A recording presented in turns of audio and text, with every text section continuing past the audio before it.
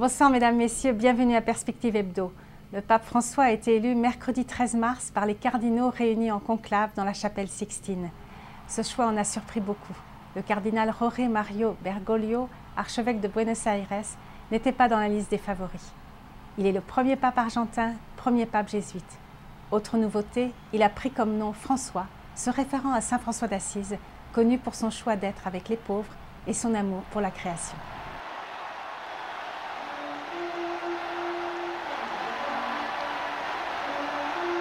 La couverture médiatique du conclave et de l'élection du pape est sans précédent. Plus de 6000 journalistes du monde entier ont couvert cet événement. À la messe du commencement de son pontificat, plus de 120 pays étaient représentés et la délégation canadienne était menée par le gouverneur général du Canada, l'honorable David Johnston. Sabrina Di Matteo en faisait partie. Elle est avec nous via Skype. Bonsoir Sabrina. Bonsoir. Et Charles Le Bourgeois était notre envoyé spécial au Vatican. Il est de retour parmi nous. Bonsoir Charles. Bonsoir. Alors Sabrina, donc vous faisiez partie de la délégation, vous êtes présidente de l'organisme des évêques Communication et Société et aussi directrice du centre Benoît Lacroix, un centre d'étudiants à Montréal. Alors parlez-nous de cette expérience d'être dans la délégation à Rome pour cet événement. C'était un vrai privilège d'être avec cette délégation. Nous sommes arrivés dans la nuit, en fait, de dimanche à lundi à Rome. Nous avons eu lundi, en fait, moi, je faisais partie de la délégation qui accompagnait, donc on était un peu moins pris avec des rendez-vous protocolaires. Par contre, lundi soir, on a été reçus au Collège pontifical canadien par le cardinal Jean-Claude Turcotte, archevêque émérite de Montréal, Monseigneur Christian Lépine, actuel archevêque de Montréal, Monseigneur Gérald Cyprien Lacroix de Québec, Monseigneur Richard Smith et Cardinal Collins, en fait, de Toronto. Alors, on a eu la chance de les rencontrer, de leur parler un peu des événements des derniers jours et bien sûr, mardi matin, d'être parmi l'Assemblée à la messe d'inauguration du ministère de l'évêque de Rome. Donc vous étiez aussi avec beaucoup de monde dans cette délégation. Il y avait d'autres personnes comme vous qui n'étaient pas prêtres ou on évêques? était effectivement près d'une quarantaine au total. Donc, il y avait les dignitaires, députés du Parlement, bien sûr, son Excellence David Johnston et son épouse Sharon Johnston. Il y avait le ministre de l'Immigration et des Communautés culturelles, Monsieur Jason Kenney, le membre du Parlement, Pierre Lemieux. Du Québec, il y avait aussi Hélène Michaud, qui est députée pour le NPD de la région Beauport. Alors, plusieurs personnes, et bien sûr, donc ça c'est la délégation qu'on disait officielle, et là, dans la délégation d'accompagnement, des représentants de différentes églises. Je peux penser au révérend père Galatza, qui est de l'église ukrainienne catholique, sœur Gilberte Barry, qui est la supérieure des missionnaires dominicaines adoratrices, basée au Québec. Il y avait le père Bisson, supérieur des Jésuites du Canada. Alors, voilà, plusieurs personnes représentant à la fois des prêtres, des religieux, religieuses et des laïcs. On était en fait 3-4 jeunes impliqués au niveau de la pastorale auprès des jeunes de Vancouver à Montréal en passant par Toronto. Oui, donc le Canada était bien représenté. Et parlez-nous de cette célébration alors, de cette cérémonie. On a tous été très marqués par, je dirais, la simplicité, la chaleur et l'atmosphère de prière de cette messe inaugurale. Je dois dire qu'on avait la chance avec la délégation d'être assis dans les rangées de chaises assez près de l'estrade. Alors, on pouvait voir de plus près ce qui se passait, mais l'ensemble de la place Saint-Pierre débordait jusqu'en la Via della Conciliazione. Je ne sais pas finalement à quoi on a estimé la foule, là, entre 200 000 à 300 000, mais la qualité de silence pour une foule si nombreuse est étonnante et il y avait vraiment une atmosphère de prière et de joie dans cette messe. L'homélie, on en a discuté par la suite. Pas tout le monde, évidemment, comprenait l'italien sur place. Donc, on a pu, ceux qui le parlaient, ont pu le traduire un peu pour les autres. Et on a tous été très touchés par l'ensemble de ces thèmes qui commencent, je crois, à se manifester et qui se répètent dans certains messages ou homélies du Saint-Père. Donc, par exemple, la protection de la création, de l'environnement, l'importance d'un amour l'un pour l'autre au-delà de l'Église. Il a insisté, et ça je pense que dans son homélie pour la messe inaugurale, en présence de leaders d'autres religions, c'est important de dire que l'Église n'a pas l'exclusivité de la mission de faire le bien dans le monde, d'apporter le salut et d'être signe de salut et d'amour. C'est vraiment une mission qui est portée par l'ensemble de l'humanité, qui est une vocation de toute personne. Alors, on commence à apprécier la simplicité et l'appel universel de ce que nous dit le pape François. Oui. Et donc vous aussi, Charles, vous étiez là et même vous avez fait une intercession. Hein, vous avez... Tout à fait, oui. J'ai eu la chance et l'honneur de lire la prière universelle en français. J'ai été particulièrement frappé lorsque je suis arrivé, je me suis avancé au pupitre. Je voulais savoir un petit peu dans quelle mesure la place Saint-Pierre était remplie. Donc j'ai regardé droit devant moi et j'ai vu effectivement une place Saint-Pierre archi-comble, noire de monde, avec des drapeaux venant des quatre coins du monde. Et la première chose qui m'a frappé, en fait, c'était les spots lumineux que j'avais en face de moi, à l'entrée en fait de la place Saint-Pierre, et une autre à la sortie de la Via della Conciliazione. Il y avait des spots lumineux sur des échafaudages. En fait, c'était les télévisions du monde entier qui étaient braquées en direct et qui diffusaient cet événement avec sur la place Saint-Pierre plus de 200 000 personnes, comme on le disait tout à l'heure. Et là, je me suis rendu compte à quel point en fait, le pape était fédérateur, pas seulement avec ses fidèles, ses ouailles, les catholiques, mais aussi à travers les différentes religions, puisque de nombreux représentants des religions étaient présents, des chefs d'État, de nombreuses délégations, des rois, des reines, des princes. C'était un moment magique, fabuleux, vraiment. Et puis aussi, vous étiez parmi les journalistes, et là, vous avez pu interviewer une journaliste de Radio Vatican, donc on va l'écouter. En fait, c'était un peu bizarre de le voir sortir comme ça. On était tellement habitués à Benoît XVI. Et de le voir le pape, tout en bonhomie, il marchait, voilà. Écoutez, moi j'ai été assez impressionnée par sa simplicité. Il a une personnalité assez touchante dans sa spontanéité, sa façon de lever le nez du texte et d'échanger quelques blagues avec nous. Il a fait rire beaucoup les journalistes, on a pas mal rigolé. Il nous a remerciés pour notre travail.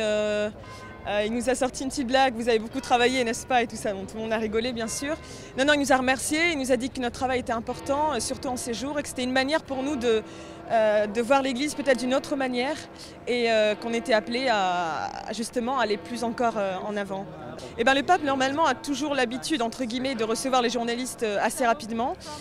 C'est très important parce que les journalistes, c'est, comment dire, nous on vit au cœur de l'événement.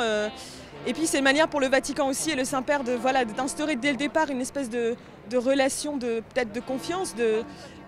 On essaie de se comprendre, on essaie de s'apprivoiser entre guillemets.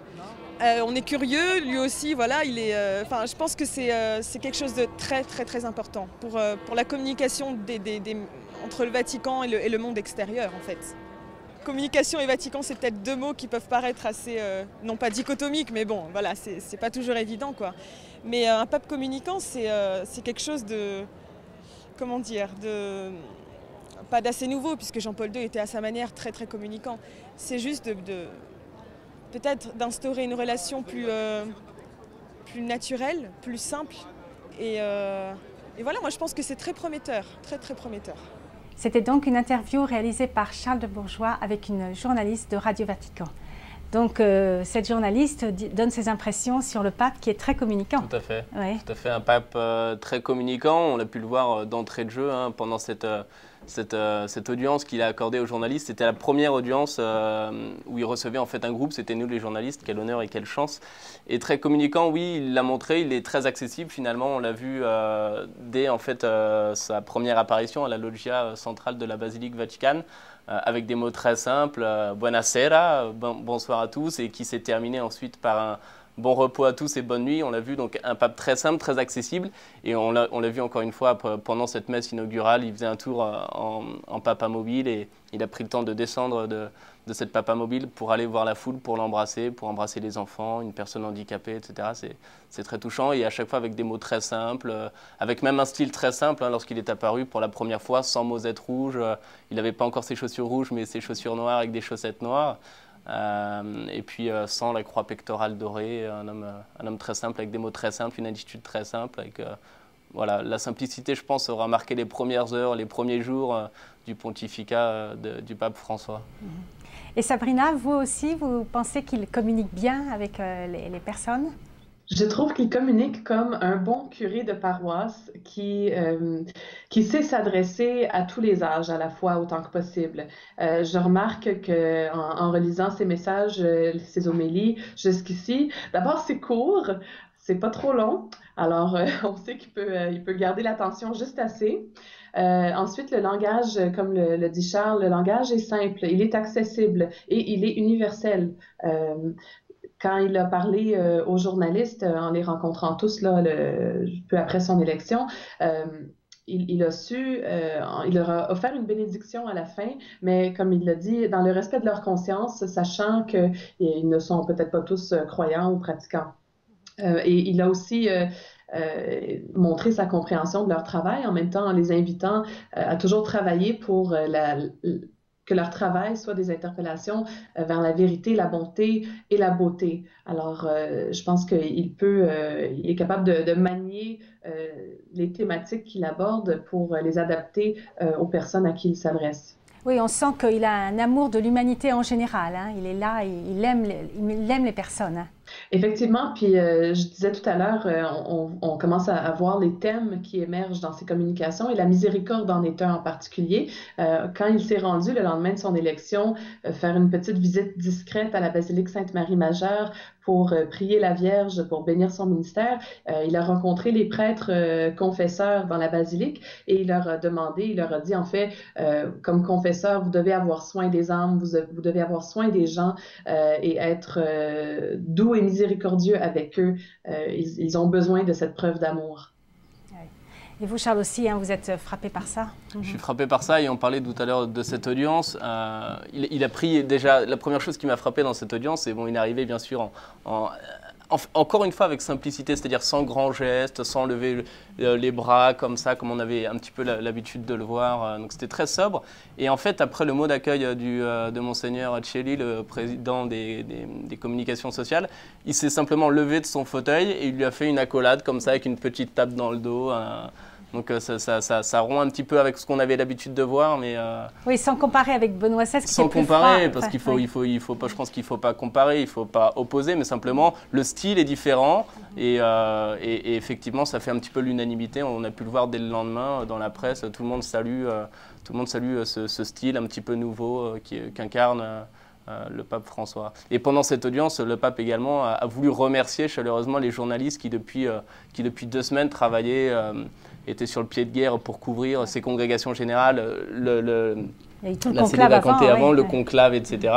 Et donc il leur a dit par contre qu'il était important de ne pas traiter l'actualité de l'Église comme on traite un fait économique ou un fait politique, parce que l'Église c'est quelque chose de bien particulier et qu'il faut bien prendre en compte que c'est une œuvre du Christ au service de la charité, c'est pas une institution classique, quoi. Et donc il fallait vraiment prendre ça en compte, parce qu'il y avait là de nombreux journalistes qui venaient du monde entier et qui avaient été un petit peu balancés sur ce sujet-là, mais sans parfois savoir grand-chose du fonctionnement et des arcanes, etc., du fonctionnement du Vatican et de son gouvernement. Et Sabrina, là, quel message vous retenez là, donc, de ce pape? Pour le moment, je retiens la protection de l'environnement. Comme un message en fait qui était déjà dans l'air, et Benoît XVI aussi l'avait souvent abordé, mais aussi cet amour du prochain, ce soin de l'un et de l'autre qu'il a martelé dans son homélie à la messe inaugurale, comme un soin que toute l'humanité doit porter, chaque personne l'une envers l'autre. Et pour moi, qui dit encore une fois là, que l'Église n'a pas l'exclusivité d'apporter le bien au monde, mais qu'elle est responsable avec toute l'humanité, toutes les autres religions, avec les non-croyants aussi, de contribuer à édifier un monde qui soit juste. Bien sûr, l'appel à la justice sociale et à protéger les plus faibles est aussi très fort chez lui. Alors, on a hâte de voir qu'est-ce qu'il va continuer à développer en ce sens-là. Oui. Et vous, Charles, quel est le message que vous... Moi, je pense que c'est l'esprit de pauvreté qu'il veut incarner, c'est cette proximité avec les pauvres. Il nous l'a montré, il a voulu montrer le bon exemple. On se rappelle, après être apparu à la loggia de la basilique, il a pris le bus, tout simplement, avec les cardinaux pour rentrer à la résidence Sainte-Marthe, alors qu'une belle voiture l'attendait pour le raccompagner. On sait aussi que lorsqu'il prenait ses repas à la basilique, à la résidence Sainte-Marthe, et qu'il arrivait parfois après quelques cardinaux, il s'installait tout simplement comme les autres, mais là où il y avait de la place, sans vouloir s'imposer, sans bénéficier d'un traitement de faveur quelconque.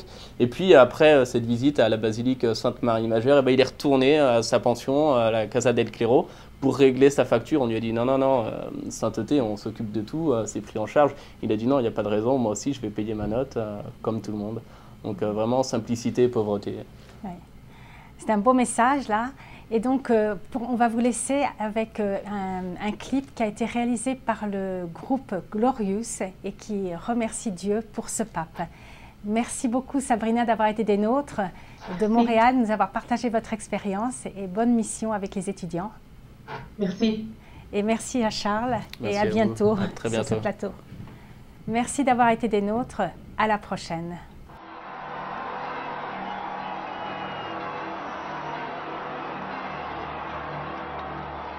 Je suis dans la joie, une joie immense. Je suis dans l'allégresse, car mon Dieu m'a libéré.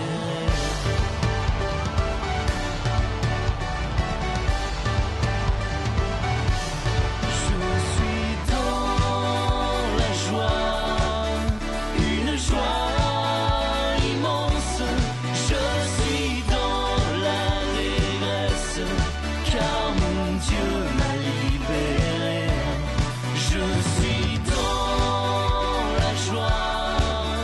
une joie. Pregate il Signore perché mi benedica la preghiera del popolo chiedendo la benedizione per il suo vescovo.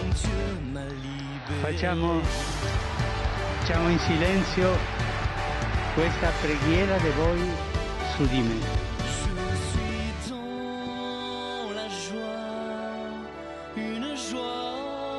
I miei fratelli cardinali sono andati a prenderlo quasi alla fine del mondo, ma siamo qui. Annuncio vobis Gaudium Magnum, habemus Papam.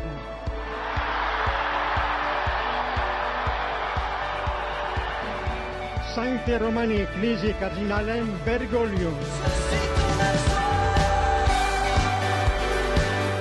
Qui sibi nomen imposuit Franciscum.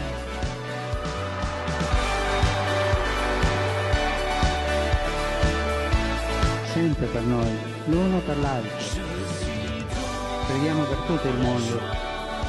Ti auguro che questo cammino di Chiesa sia fruttuoso per la evangelizzazione di questa tanta bella città.